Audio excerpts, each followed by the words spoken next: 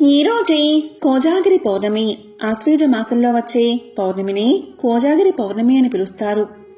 పైగా ఈ పౌర్ణమి మంగళవారంతో కలిసి వచ్చింది. పౌర్ణమి అమావాస్య తిథులు అన్నా, మంగళ శుక్రవారాలు అన్నా సంపదల దేవత అయిన లక్ష్మీదేవికి ఎంతో ప్రీతికరం. మరి ఎంతో విశేషమైన ఈ రోజు ఈ కథను వింటే చాలు జన్మల పాపాలు దోషాలు తొలగి కోటి జన్మల పుణ్యం వస్తుంది, లక్ష్మీ కటాక్షం కలుగుతుంది. మరి ఆ కథ ఏంటి అంటే, లక్ష్మీదేవికి అత్యంత ప్రీతికరమైన వ్రతం దారిద్ర వినాశక వ్రతం, కోజాగరి వ్రతం. పూర్వం ఒకానొక సమయంలో మహర్షులు వాలికిల్య మహర్షిని ఇలా కోరారు: ఓ వాలికిల్య మహర్షి, దరిద్రమంతా తొలగి లక్ష్మీదేవి సులుగా ప్రసన్నం కావాలి అంటే ఏ వ్రతాన్ని ఆచరించాలి, దాన్ని గురించి తెలియజేయమని వేడుకున్నారు. అప్పుడు వాలికిల్య మహర్షి కోజాగరి వ్రత కథను ఇలా వివరించారు: ఓ మహర్షులారా, శ్రద్ధగా వినండి. ఈ కథను విన్నంతనే లక్ష్మీ కటాక్షం కలుగుతుంది అంటూ వాలికిల్య మహర్షి ఇలా చెప్పడం మొదలుపెట్టారు. పూర్వం మగధ దేశంలో వలితుడు అనే బ్రాహ్మణుడు నివసించేవాడు. వలితుడు గొప్ప పండితుడు, గొప్ప భక్తుడు, కాని కటిక పేదవాడు. అతను ఎంతో పండితుడు, అలాగే దయాగుణం కలవాడు. కాని ఆయన భార్య మాత్రం ఈయనకి పూర్తి విరుద్ధంగా ఉండేది. ఆమె పేరు చండి, పరమ గయ్యాలి. ఆమె ఎప్పుడూ కూడా తనకి బంగారం, పట్టు వస్త్రాలు కొనివ్వలేదని వలితుడిని మాటి మాటికి నిందించి వ్యతిరేకంగా ఉండేది. వలితుడు ఏ పని చేసినా వ్యతిరేకించేది, బాధ పెట్టే మాటలు పలికేది. భార్య ఎంత వేధించినా వలితుడు ఒక్క మాట కూడా అనేవాడు కాదు. భర్త మంచితనాన్ని అలుసుగా చేసుకుని రోజురోజుకు గయ్యాలితనం అధికమయ్యింది చండికి. ఒకసారి వలితుడు అతని స్నేహితుడైన గణేశ శర్మ వలితుడి బాధను చూసి ఆలోచించి ఇలా చెప్పాడు: నీవు ఏ పని చేయించుకోవాలి అన్నా దానికి వ్యతిరేకంగా పనిచేయమని నీ భార్యకు చెప్పు. అప్పుడు ఆమె నీకు అనుకూలంగా పని చేస్తుంది, కాబట్టి నీ పని జరుగుతుంది అని వలితుడి స్నేహితుడు వలితుడికి సలహా ఇచ్చాడు. కొంతకాలానికి వలితుడి తండ్రి ఆబ్దికం వచ్చింది. స్నేహితుడు చెప్పినట్లుగా వలితుడు భార్యతో ఇలా అన్నాడు: ఓ చండి, రేపు మా తండ్రి గారి ఆబ్దికం. అయినా సరే నేను ఆబ్దికం చెయ్యాలి అనుకోవడం లేదు అని భార్యతో అన్నాడు. భర్త మాటలు విన్న చండి మామగారి ఆబ్దికాన్ని వలితుడితో చేయించింది. అన్నీ సవ్యంగా జరుగుతున్నాయి అన్న సంతోషంలో వలితుడు భార్య చండితో ఇలా పలికాడు: ఈ పిండాలను తీసుకువెళ్లి నదిలో పడేసి రమ్మన్నాడు. వెంటనే చండి పిండాలను ఊరిలోనే కాలువలో పడేసి తిరిగి ఇంటికి వచ్చింది. ఇది చూసిన వలితుడి మనసు విరక్తి చెందింది. దాంతో ఇల్లు వదిలి అరణ్యానికి వెళ్లిపోయాడు. కొంతకాలం తర్వాత ఆశ్వయుజ శుద్ధ పౌర్ణమి వచ్చింది. సాయంకాలమయ్యింది. ఆ సమయంలో నాగకన్యలు ముగ్గురు వచ్చి నదిలో స్నానం చేసి లక్ష్మీదేవిని పూజించారు. గవ్వలతో పాచికలు ఆడ్డానికి సిద్ధమయ్యారు. కాని నాలుగో మనిషి లేకపోవడంతో ఎవరైనా ఉన్నారేమో అని చుట్టుపక్కల గాలించారు. అలా గాలిస్తున్న ఆ ముగ్గురి నాగకన్యలకు వలితుడు కనిపించాడు. ఇక నాగకన్యలు వలితుడితో పాచికలు ఆడ్డానికి రమ్మని కోరారు. అది జోదం కాబట్టి తాను ఆడను అన్నాడు వలితుడు. దానికి నాగకన్యలు ఇలా పలికారు: చూడు పండితుడా, ఈరోజు ఆశ్వయుజ శుద్ధ పౌర్ణమి. లక్ష్మీదేవి శ్రీ మహావిష్ణువుతో కలిసి భూలోకంలో సంచరిస్తూ ఎవరైతే గవ్వలతో పాచికలు ఆడుతూ కనిపిస్తారో లేదా గవ్వల శబ్దం చేస్తూ ఉంటారో వారి ఇంట్లోకి ప్రవేశించి వారిని అందలం ఎక్కిస్తుంది. కాబట్టి ఈరోజు పాచికలు ఆడ్డం నియమమని నాగకన్యలు ఒప్పించి వారితో కలిసి పాచికలు ఆడ్డానికి వలితుణ్ణి ఒప్పిస్తారు. ఇక నాగకన్యలు ముగ్గురు, అలాగే వలితుడు, నలుగురు కలిసి పాచికలు ఆడుతూ ఉంటారు.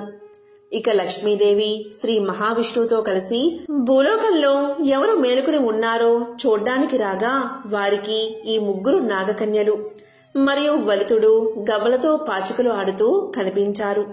దీనికి సంతోషించిన లక్ష్మీదేవి వారికి సర్వ సంపదలను ప్రసాదిస్తుంది.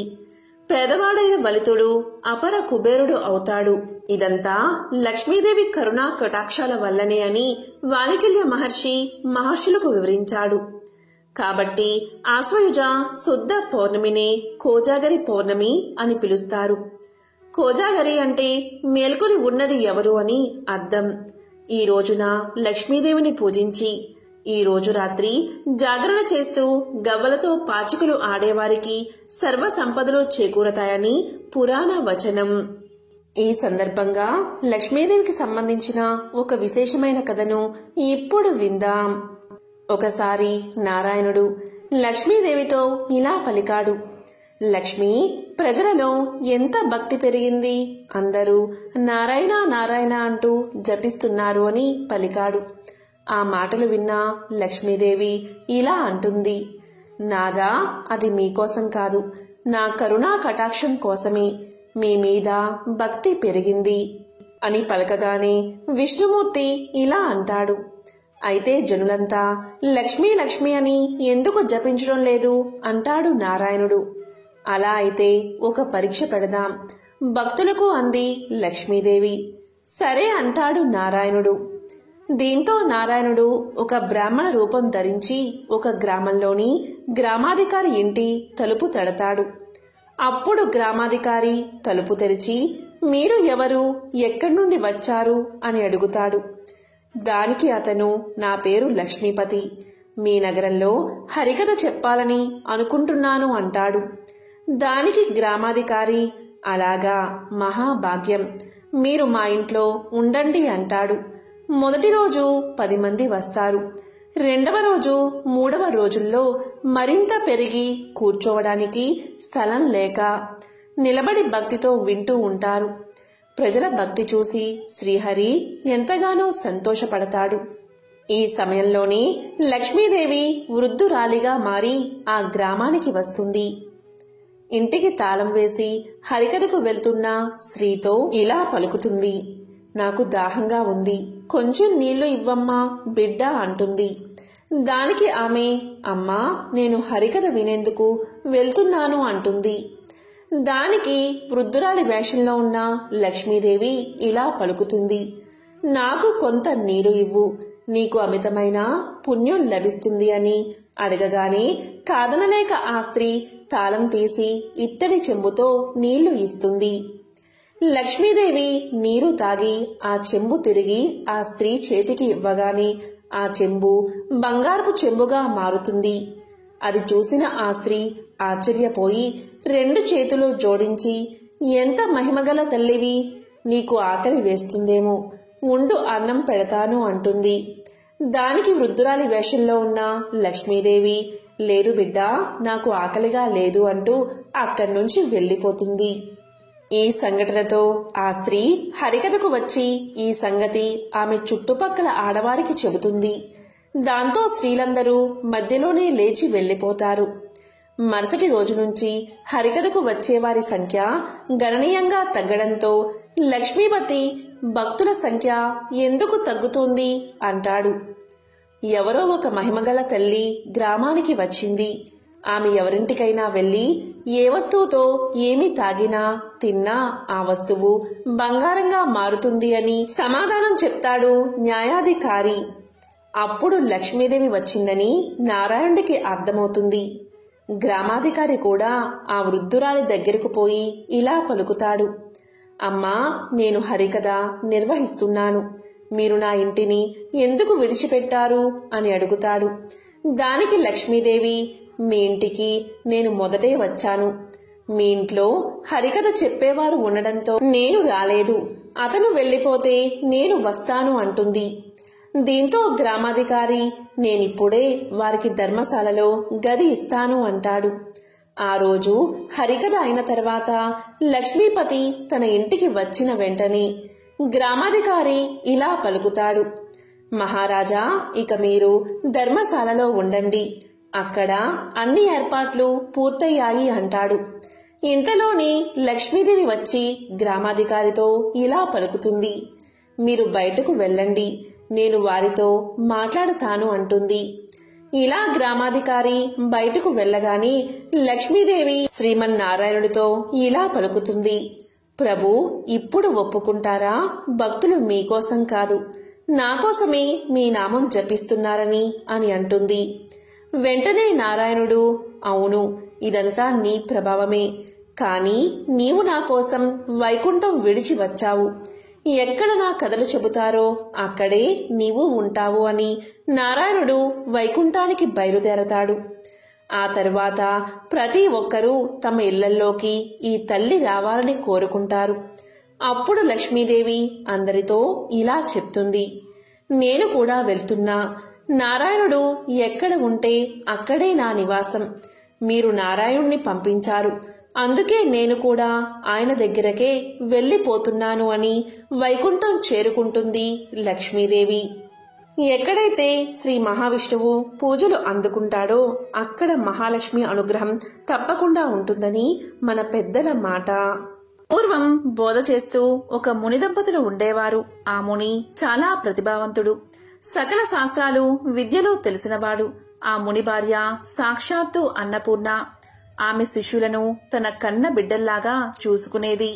ఆకలితో ఎవరు వచ్చినా లేదనకుండా వారి ఆకలి తీర్చేది. అలా ఒకనాడు ఆ ముని దంపతుల వద్దకు వసంతుడు అనే అనాథ వచ్చి శిష్యుడిగా చేరాడు. అతను బాగా చురుకైనవాడు, తెలివైనవాడు కావడంతో అతనికి గురువుగారు నేర్పించే విద్యలన్నీ కూడా ఇట్టే అబ్బేవి.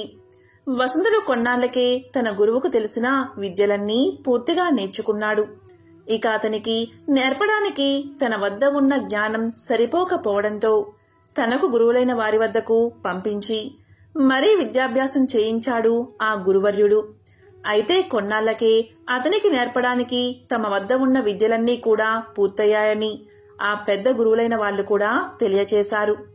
ఇదిలా ఉండగా నిండు చూలాలైన గురుపత్ని ప్రసవించే సమయం రావడంతో వసంతుడు ఆశ్రమంలో అన్ని పనులు తానే చూసుకుంటూ తల్లితో సమానురాలైన గురుపత్నిని కాలు కింద పెట్టకుండా చూసుకుంటున్నాడు. ఆమెకు పురిటి నొప్పులు ప్రారంభం అయ్యాయి. ఆశ్రమం లోపల ప్రసవం జరుగుతూ ఉండగా వసంతుడు గుమ్మం బయటకు వచ్చి కూర్చున్నాడు. కాసేపట్లో లోపల నుంచి చంటి బిడ్డల ఏడుపులు వినబడ్డాయి. గురుపత్ని కవల పిల్లలకు జన్మను ఇచ్చింది. ఒక మగపిల్లవాడు, ఒక ఆడపిల్ల.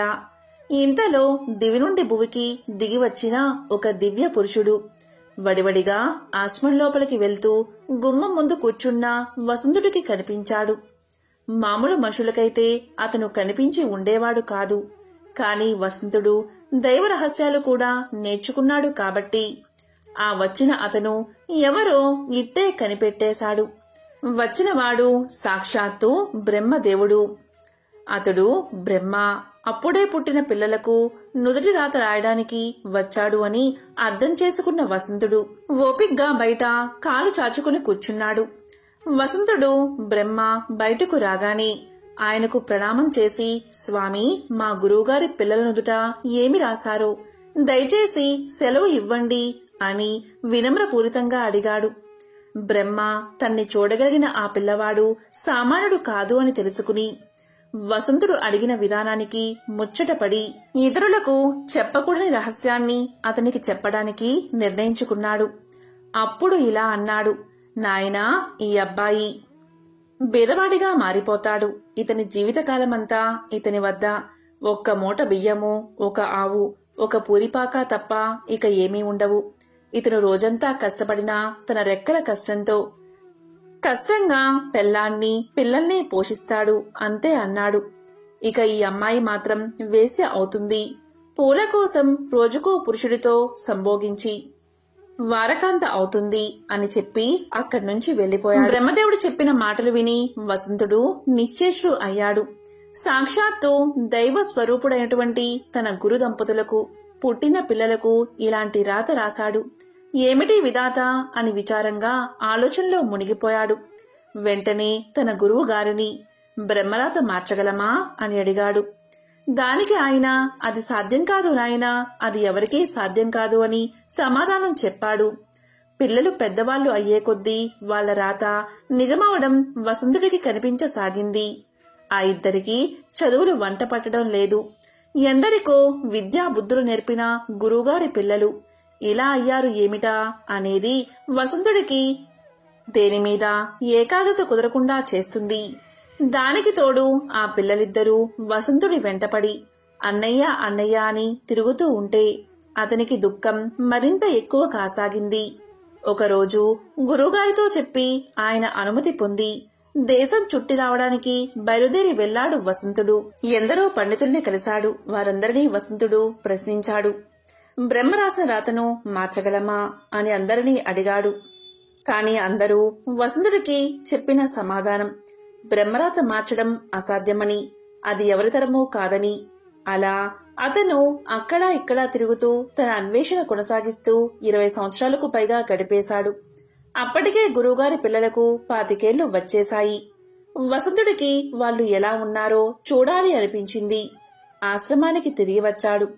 అప్పుడు అక్కడ పరిస్థితి. గురువుగారి కుమారుడి పేరు శంకరుడు. అతను ఆ ఊరిలోనే కూలీ పని చేస్తున్నాడని, గురువుగారి కుమార్తె పేరు వసంతసేన.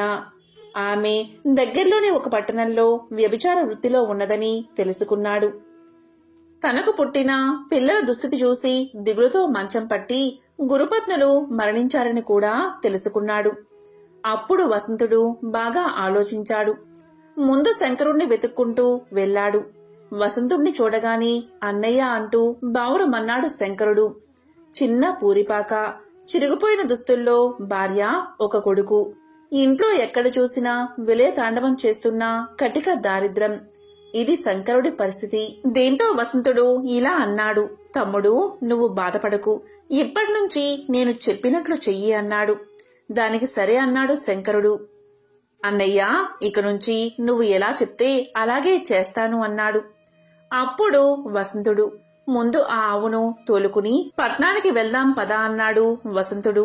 ఏమీ మాట్లాడకుండా ఆవును తోలుకుని వసంతుణ్ణి అనుసరించాడు శంకరుడు.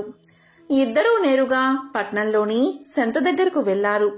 అక్కడ ఒక దళారి దగ్గరకు వెళ్లి ఆ ఆవును ఎంతకు కొంటావు అని అడిగాడు. తర్వాత అతడు చెప్పిన ధరకు అమ్మేశాడు వసంతుడు. శంకరుడికి ఏమీ అర్థం కాకపోయినా వసంతుడికి ఎదురు చెప్పలేదు. ఆవును అమ్మగా వచ్చిన డబ్బుతో వంటకు అవసరమైన సరుకులను, శంకరుడి భార్యకు పిల్లలకు కొత్త బట్టలు కొన్నారు. తిరిగి గ్రామానికి బయలుదేరి ఇంటికి రాగానే ఆ సరుకులతో వంట చేయించాడు. శంకరుడి భార్యా పిల్లలు ఆవురావురమంటూ ఆకలి తీర్చుకున్నారు. తరువాత వసంతుడు శంకరుడితో, తమ్ముడు, అన్నదానం చేద్దాం, ఆకలితో ఎవరు వచ్చినా లేదనకుండా వడ్డించు అన్నాడు. దీంతో శంకరుడు మారు మాట్లాడకుండా అలాగే చేశాడు. కాని శంకరుడు ఆ రోజు రాత్రి వసంతుడితో ఇలా అన్నాడు. అన్నయ్య, ఇంతవరకు ఆ ఆవు ఉంది కదా అన్న ధైర్యం నాకు ఉండేది. ఇప్పుడు ఉన్న ఆ ఒక్క ఆధారం కూడా పోయింది. దాన్ని అమ్మగా వచ్చిన ధనం కూడా అన్నదానానికే ఖర్చయిపోయింది. తెల్లవారితే ఎలా గడపాలో అని భయంగా ఉంది అన్నాడు. దానికి వసంతుడు, తమ్ముడు, నువ్వేమీ ఆలోచించకుండా సుఖంగా నిద్రపో, పొద్దునికి అంతా సర్దుకుంటుంది అని ధైర్యం చెప్పాడు. తీరా పొద్దున్నే లేచి తలుపు తెరిచి బయటికి వచ్చి చూసిన శంకరుడి ఆశ్చర్యానికి అంతే లేకుండా పోయింది. శంకరుడి ఇంటి ముందు ఒక ఆవు నిలబడి ఉంది. శంకరుడి ఆస్తి ఎప్పుడు ఒకే ఆవు అని బ్రహ్మ రాసిన రాత పొల్లుపోకుండా ఉండడానికి రాత్రికి రాత్రి బ్రహ్మే స్వయంగా ఒక ఆవును తీసుకుని వచ్చి అక్కడ కట్టేశాడు. ఆ రోజు కూడా ఆవును తీసుకుని వెళ్లి సంతలో అమ్మి వచ్చిన ఆ డబ్బుతో అన్నదానం చేయించాడు వసంతుడు. తమ్ముడు, ఇక ఇలాగే ప్రతిరోజు క్రమం తప్పకుండా చేస్తూ ఉండు అని చెప్పి వసంతుడు అక్కడ్నుంచి వసంతసేనను వెతుక్కుంటూ బయలుదేరాడు. అన్ని దానాల్లోకెల్లా గొప్పదైన అన్నదానాన్ని క్రమం తప్పకుండా చేస్తున్నందున శంకరుడు తన జీవితంలో అనంతమైన పుణ్యాన్ని మూటకట్టుకున్నాడు. ఆ తరువాత వసంతుడు వాళ్ళను వీళ్లను అడుగుతూ వెళ్లి వసంతసేనని కలుసుకున్నాడు. వసంతసేన ఒక అవ్వతో కలిసి ఒక ఇంట్లో ఉంటుంది. ఆమె వసంతుణ్ణి చూడగానే బోరుమని ఏడ్చేసింది. అన్నయ్య, నేను మహాపాపిని. ఈ పాప పంకిలంలో కూలిపోయాను. మీలాంటి ఉన్నతుణ్ణి చూడ్డానికి నాకు అర్హత లేదు అని బావురమంది. దానికి వసంతుడు, ఊరుకో చెల్లి, ఊరుకో. ఈ పాప పంకిల నుండి నువ్వు బయటపడే మార్గాన్ని చెబుతాను. ఇక ఇవాల్టి నుంచి నేను చెప్పినట్లు చెయ్యి అన్నాడు. ఆమెను ఓదార్చాడు. దానికి సరే అంది వసంతసేన. ఆ రాత్రికి విఠలుడు ఎవరు వచ్చినా సరే 1,00,000 వరహాలు చెల్లించాల్సిందే. 1,00,000 వరహాలు చెల్లిస్తేనే లోపలికి ప్రవేశమని చెప్పమని అక్కడ ఉన్న వసంతసేనతో ఉన్న అవ్వకు చెప్పాడు. దానికి ఆశ్చర్యపోతూ అవ్వా, అయ్యా, ఇది జరిగే వ్యవహారం కాదు అని ఏదో చెప్పబోయింది. వసంతుడు ఆమెను మధ్యలోనే వారించి నేను చెప్పినట్లు చెయ్యి అన్నాడు. ఆజ్ఞాపిస్తున్నట్లుగా అన్నాడు. ఆ రాత్రి 2-3 విడుదలు వచ్చి 1,00,000 వరహాలు అనగాని వెనుతిరిగి వెళ్లిపోయారు. అది వాళ్ళు ఊహించలేని మొత్తం. కాని అర్ధరాత్రి సమీపిస్తుంది అనగా ఒక మహాపురుషుడు మాత్రం 1,00,000 వరహాలతో వచ్చి ఆ రాత్రి వసంతసేనతో గడిపి వెళ్లాడు. ఆ మరుసటి రోజు రాత్రి కూడా అలాగే జరిగింది. తన రాత తప్పకుండా వసంతసేనకు దగ్గరకు వచ్చింది సాక్షాత్తు బ్రహ్మే అని వసంతుడికి తెలుసు. అలా బ్రహ్మ ఆమె దగ్గరకు రావడం వల్ల ఆమె మూటగట్టుకున్న పాపాలన్నీ కూడా నశించిపోయాయి. ఆమె జన్మ చరితార్థం అయింది. అలా వసంతుడు వాళ్ళిద్దరి చేత పుణ్యకర్మలు చేయించి గురుపత్నుల రుణం తీర్చుకున్నాడు. ఈ ప్రపంచంలో ప్రతి జీవి నుదుట తల రాసేది బ్రహ్మే. అయినా దాన్ని చక్కగా తీర్చిదిద్దుకునే శక్తిని, అవకాశాన్ని మాత్రం ప్రతి జీవికి ఇచ్చాడు అని దాన్ని నిరూపించాడు. అలా బ్రహ్మరాతను సైతం బ్రహ్మాండమైన రాతగా మార్చి చూపించాడు వసంతుడు. అనగనగా ఒక రాజ్యంలో ఒక రాజు, ఒక రాణి ఉండేవారు. ఆయనకు 2 కుమార్తెలు, 2 కుమారులు ఉన్నారు. ఒక కుమార్తె పేరు అమావాస్య, మరొక కుమార్తె పేరు పౌర్ణమి. పౌర్ణమి చాలా మతపరమైన విశ్వాసాలు కలిగి ఉండేది. ఆమె ఎప్పుడూ కూడా గోవులకు సేవ చేస్తూ ఉండేది. అన్ని పనులు కూడా చేస్తూ ఉండేది. అమావాస్య ఎప్పుడూ కూడా పూజలు చేయడానికి కూడా ఆసక్తి చూపించేది కాదు. ఆమె ఎప్పుడూ కనీసం ఒక్కసారైనా దైవ ప్రార్థన కూడా చెయ్యలేదు. ఏ పని కూడా చేసేది కాదు. కాని అక్కా చెల్లెలు 2 మాత్రం ఒకరంటే ఒకరికి చాలా ప్రేమగా ఉండేవారు. కాని పౌర్ణమి అంటే మహారాజుకు, మహారాణికి అంతగా నచ్చేది కాదు. వారిద్దరూ ఎప్పుడూ అమావాస్యపైనే ఎక్కువ మక్కువ చూపించేవారు. అలాగే 2 కొడుకుల్ని కూడా ప్రేమగా చూసుకునేవారు. కొడుకుల విషయంలోనే అధిక శ్రద్ధ తీసుకునేవారు. కాలం గడిచే కొద్దీ రాజుగారి పిల్లలు పెరిగి పెద్దవారయ్యారు.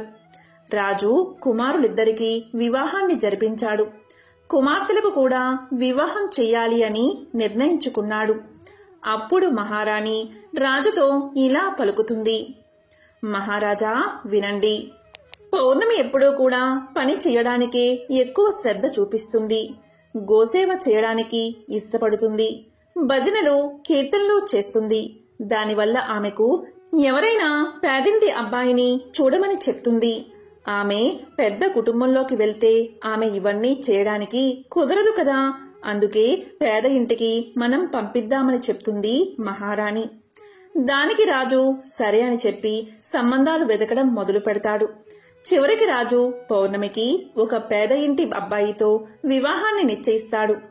అప్పుడు మహారాణి మళ్లీ ఇలా పలుకుతుంది. మహారాజా, అమావాస్యకి కూడా మనం వివాహం చేద్దాం. అక్కా చెల్లెల 2కి కలిపి పెళ్లి చేయండి అని చెప్తుంది. అప్పుడు రాజుగారు అదే గ్రామానికి చెందిన వేరొక రాకుమారుడితో అమావాస్యకు వివాహం నిశ్చయిస్తాడు. ఈ విషయాన్ని రాజు రాణికి చెప్పగానే ఆమె ఎంతో సంతోషిస్తుంది. మనసులో ఆమె ఇలా అనుకుంటుంది. పేద ఇంట్లో పౌర్ణమి ఎలా ఉంటుందో చూద్దామనుకుంటుంది. ఆమె ఎప్పుడూ కూడా పూజలు అంటుంది కదా. ఆమెకు దేవుడు ఎలా సహాయం చేస్తాడు ఇప్పుడు అని అనుకుంటుంది మనసులో. ఇక సమయం రానే వచ్చింది. రాజుగారు తన 2 కుమార్తెలకి కూడా వివాహాన్ని జరిపించాడు. అమావాస్యకు చాలా సంపదన్ని కూడా ఇచ్చాడు. కాని పౌర్ణమికి మాత్రం ఏమీ ఇవ్వలేదు. 2 సోదరులు అమావాస్యను చాలా ప్రేమగా చూసుకునేవారు. కాని ఆమె ఎప్పుడైనా 2 వదినలపై పెత్తనం చెలాయిస్తూ ఉండేది. కాని పౌర్ణమి మాత్రం ప్రతి పనిలోనూ వాళ్లకు కూడా సహాయాన్ని చేస్తూ ఉండేది. అమావాస్య, పౌర్ణమి 2 కూడా తమ తమ అత్తగారింటికి వెళ్లిపోయారు. ఒకప్పుడు అమావాస్య తన ఇంట్లో శివపూజ శివ చర్చ ఏర్పాటు చేసుకుంది. ఆమె ఊళ్ళో వాళ్ళందరినీ పిలిచింది. కాని తన సోదరి అయిన పౌర్ణమిని మాత్రం పిలవలేదు. అప్పుడు పౌర్ణమి వీధి గుమ్మంలో కూర్చుని ఉంది. ఆ ఊరిలోని ఆడవారందరూ పౌర్ణమితో ఇలా పలికారు. మీ చెల్లెలి ఇంట్లో ఈ రోజు శివపూజ జరుగుతూ ఉంది కదా, మరి నీవు రావా అని అడిగారు. దానికి పౌర్ణమి ఇలా సమాధానం చెప్పింది. నన్ను పిలవలేదు, నేను ఎలా వెళ్తాను అని చెప్పింది. అప్పుడు ఆ గ్రామంలోని మహిళలు ఇలా పలికారు. దైవ చర్చ జరుగుతున్నప్పుడు పిలవాలి అన్న నియమం లేదు. ఎవరైనా సరే వెళ్లవచ్చు. అందువల్ల నీవు కూడా మాతో రమ్మని పిలిచారు. అప్పుడు పౌర్ణమి కూడా ఆ శివ చర్చకు వెళ్ళింది. అమావాస్య పౌర్ణమిని చూసి ఇలా పలుకుతుంది. నేను నిన్ను పిలవలేదు కదా, మరి నా ఇంటికి నీవు ఎందుకు వచ్చావు అని కోపంగా అడిగింది. వస్తే వచ్చావు కాని నిశ్శబ్దంగా ఉండు, అటూ ఇటూ తిరగకు అని చెప్పింది. ఆమె పేదరికాన్ని చూసి ఎగతాళి చేసింది. అప్పుడు పౌర్ణమి కళ్ళ నుండి నీళ్లు తిరిగాయి. వెంటనే ఆమె మహాదేవుణ్ణి ప్రార్థించడం మొదలుపెట్టింది. ఓ మహాదేవా, నీవు నా పట్ల ఇంత నిర్దాక్షిణ్యాన్ని చూపిస్తావా? నా తప్పు ఏమిటి? పూజలు చేయడం, గోసేవ చేయడమే నా తప్ప? పనిచేయడం నా తప్ప? దేవా, నీవు ఎప్పుడు నన్ను కరుణిస్తావు అని అనుకుంటూ దేవుణ్ణే వేడుకుంటూ ఉంది. ఆ శివపూజ శివచర్చ మొత్తం కూడా పూర్తయిపోయింది. అప్పుడు అమావాస్య అందరికీ కూడా ప్రసాదాన్ని ఇచ్చింది. కాని పౌర్ణమికి ఇవ్వలేదు. వెంటనే పౌర్ణమి అక్కడి నుండి తిరిగి వెళ్లిపోయింది. ఆమె దారిలో ఇలా అనుకుంటుంది. నేను ఇప్పుడు ప్రసాదాన్ని తీసుకుని వెళ్లకుండా ఇంటికి వెళ్లితే నా పిల్లలు ప్రసాదం ఏదని అడుగుతారు. అప్పుడు నేను ఏం సమాధానం చెప్పాలి అని అనుకుని తన అన్న వదిన దగ్గరికి వెళ్లాలి అనుకుంటుంది. అనుకుంటూనే ఇంటికి వెళ్లి తన భర్తతో పిల్లలతో అన్నగారింటికి వెళ్లి వస్తాను అని చెప్పి అన్నగారింటికి బయలుదేరింది. పౌర్ణమి నడుచుకుంటూ వెళ్తూ ఉండగా దారిలో ఒక తులసి చెట్టు కనిపించింది. అక్కడ ఒక వృద్ధురాలు కూర్చుని ఉంది. ఆ వృద్ధురాలు ఇలా పలుకుతుంది. అమ్మా, నీవు ఎవరు? ఎక్కడికి వెళ్తున్నావు అని అడుగుతుంది. ఆమె అడిగిన ప్రశ్నలకు పౌర్ణమి తన గురించి వివరణ ఇచ్చింది. తన్ని తాను పరిచయం చేసుకుంది. అప్పుడు ఆ ముసలావిడ ఇలా అంటుంది. అమ్మా చూడు, ఈ తులసి మొక్క ఎండిపోతుంది. దీంట్లో కొంచెం నీరు పొయ్యమ్మా అని చెప్పగానే పౌర్ణమి ఆ తులసి మొక్కకు నీరు పోస్తుంది. అమ్మా చూడు, ఈ తులసి మొక్క ఎండిపోతుంది కదా, అలాగే ఈ చుట్టూ ఉన్న ప్రదేశాన్ని కూడా కొంచెం శుభ్రం చెయ్యి. అలాగే నా స్నానానికి నీళ్లు కూడా తోడమని చెప్తుంది ఆ వృద్ధురాలు. అప్పుడు పౌర్ణమి సరే అని చెప్పి ఆ ప్రదేశాన్నంతా శుభ్రం చేస్తుంది. తులసి చెట్టును పూజిస్తుంది. ముసలి అవ్వకు స్నానం చేయడానికి నీటిని ఏర్పాటు చేస్తుంది. ఆమె పాదాలను ఒత్తుతుంది. అన్ని పనులు అయిపోయాక బామ్మ, ఏమైనా పని ఉందా అని అడుగుతుంది. ఏమీ లేదు అని చెప్పగానే వృద్ధురాలి ఆశీర్వాదాలు తీసుకుని పౌర్ణమి ముందుకు సాగుతుంది. అలా కొంచెం ముందుకు వెళ్లేసరికి పౌర్ణమికి ఒక గుడి కనిపిస్తుంది. ఆ గుడి దగ్గర ఒక సాధువు కూర్చుని ఉన్నాడు. ఆయన ఇలా పలుకుతున్నాడు. తల్లి, నీవు ఎవరు? ఎక్కడికి వెళ్తున్నావు అని అడుగుతాడు. అప్పుడు పౌర్ణమి తన గురించి వివరణ ఇచ్చి నేను మా అన్న వదిన దగ్గరికి వెళ్తున్నాను అని సమాధానం చెప్పుతుంది. అప్పుడు ఆ ముసలి వేషంలో ఉన్న పరమేశ్వరుడు ఇలా పలుకుతాడు. తల్లి, ఈ గుడిని కొద్దిగా శుభ్రం చేస్తావా అని అడుగుతాడు. దానికి పౌర్ణమి సరే అని చెప్పి ఆ గుడిని శుభ్రం చేస్తుంది. ఇంకా ఆ సాధువుకి కూడా సేవలు చేస్తుంది. అప్పుడు పరమేశ్వరుడి రూపంలో ఉన్న ఆ సాధువు పౌర్ణమికి ఆశీర్వాదం అందిస్తాడు. అప్పుడు ఆమె ఆశీర్వాదం తీసుకుని ఇంకా కొంచెం ముందుకు వెళ్తుంది. కొంచెం ముందుకు వెళ్లేసరికి అక్కడ కాళీమాత ఆలయం కనిపిస్తుంది. ఆ కాళీమాత ఆలయం దగ్గరకు వెళ్లేసరికి అక్కడ ఒక వృద్ధురాలు కనిపిస్తుంది. ఆమె ఇలా పలుకుతుంది. ప్రతి ఒక్కరూ కూడా గుడికి వస్తున్నారు, వెళ్తున్నారు. కాని ఒక్కరూ కూడా గుడిని శుభ్రం చేయట్లేదు. కాస్త ఈ గుడిని శుభ్రం చేస్తావా అని అడుగుతుంది. దానికి పౌర్ణమి సరే అని పలుకుతుంది. సరే అమ్మా, అలాగే చేస్తాను అని చెప్పి గుడిని మొత్తం శుభ్రం చేస్తుంది. శుభ్రం చేసి కాళీమాతను పూజిస్తుంది. తరువాత ఆ వృద్ధురాలి దగ్గర ఆశీర్వాదం తీసుకుని ముందుకు సాగుతుంది. ఇంకొంచెం ముందుకు వెళ్ళగా ఒక నది ఒడ్డున ఒక ముసలి అవ్వ కూర్చుని ఉంటుంది. ఆ ముసలి అవ్వ ఇలా పలుకుతుంది. ఇంతకీ ఆమె ఎవరంటే ఎవరో కాదు, సాక్షాత్తు గంగామాత. ఆమె ఇలా అంటుంది. ప్రతి ఒక్కరూ కూడా నదిలోకి దిగి స్నానం చేస్తున్నారు, అలాగే వెళ్తున్నారు. ఇక్కడ అంతా కూడా చాలా మురికిగా ఉంది. పైన ప్రదేశమంతా కూడా చాలా మురికి చేశారు. ఇదంతా శుభ్రం చేస్తావా అని అడుగుతుంది. దానికి పౌర్ణమి సరే శుభ్రం చేస్తాను అని చెప్పి ఆ ప్రదేశాన్నంతా శుభ్రం చేసి నావలో కూర్చుని అవతల ఒడ్డుకు వెళ్లి అన్నావదిల్లా ఇంటికి చేరుకుంటుంది. అన్నావదిల్లా ఇంటికి చేరుకునేసరికి వాళ్ళు ఎంతో సంతోషిస్తారు. ఆ రోజంతా కబుర్లు చెప్పుకుంటూ కాలక్షేపం చేస్తారు. రాత్రి అవుతుంది. అప్పుడు పౌర్ణమి అక్కడే నిద్రపోయి ఉదయం లేచి నేను వెళ్లి వస్తాను అని చెప్పేసరికి పౌర్ణమి వదిన గారు ఆమెకు ఎరుపు రంగు చీరను ఇస్తారు. పౌర్ణమి ఈ చీర కట్టుకుని వెళ్ళు అంటుంది వదినగారు. సరే అని చెప్పి పౌర్ణమి ఆ చీరను కట్టుకుని అక్కడి నుండి బయలుదేరుతూ ఉండగా వదినగారు ఇద్దరూ కూడా ఒక సంచిని పౌర్ణమికి ఇస్తారు. ఇవన్నీ తీసుకో అని చెప్పి అంటారు. అప్పుడు పౌర్ణమి ఆ సంచిని తీసుకుని బయలుదేరుతుంది. మళ్లీ అదే నావను ఎక్కి యువతల గట్టుకు చేరుకుంటుంది. అప్పుడు గంగామాత పౌర్ణమికి రెండవ సంచిని ఇస్తుంది. అది పౌర్ణమి తీసుకుంటుంది. ఇంకాస్త ముందుకు వచ్చేసరికి కాళీమాత దగ్గర ఉన్న వృద్ధురాలు పౌర్ణమికి మూడవ సంచిని ఇస్తుంది. పౌర్ణమి ఆ సంచిని కూడా తీసుకుంటుంది. ఇంకాస్త ముందుకు వచ్చేసరికి యోగి రూపంలో ఉన్న పరమేశ్వరుడు కూడా పౌర్ణమికి ఒక సంచిని ఇస్తాడు. పౌర్ణమి అది కూడా తీసుకుని ముందుకు సాగిపోతుంది. తరువాత ఇంకాస్త ముందుకు వచ్చేసరికి తులసీమాత కనిపిస్తుంది. అక్కడ ఆమె ముసలి అవ్వ రూపంలో పౌర్ణమికి ఒక సంచిని అందజేస్తుంది. పౌర్ణమి అది కూడా తీసుకుని తన ఇంటికి చేరుకుంటుంది. ఇంటికి చేరుకున్న తర్వాత పౌర్ణమి ముందుగా అన్నా వదిల్లో ఇచ్చిన సంచిని తెరిచి చూస్తుంది. అందులో చాలా మిఠాయిలు అలాగే కొత్త బట్టలు ఉన్నాయి. వాటిని తీసి పిల్లలకు మిఠాయిలను కొత్త బట్టలను అందజేస్తుంది. తరువాత గంగామాత ఇచ్చిన సంచిని తెరిచి చూడగా దాని నిండా కూడా బంగారం ధనంతో నిండి ఉంటుంది. ఆ తరువాత కాళీమాత ఇచ్చిన సంచిని తెరిచి చూడగా దాంట్లో ధనధాన్యాలు. తరువాత పరమేశ్వరుడు ఇచ్చిన సంచిని తెరిచి చూడగా దాని నిండా కూడా ధనధాన్యాలు ఉన్నాయి. వాటన్నిటినీ చూసి పౌర్ణమి ఎంతో సంతోషించింది. తనకు ఇప్పుడు తన ఇంట్లో ఎటువంటి లోటు లేదు. తాను చాలా సంతోషంగా జీవిస్తూ ఉంది.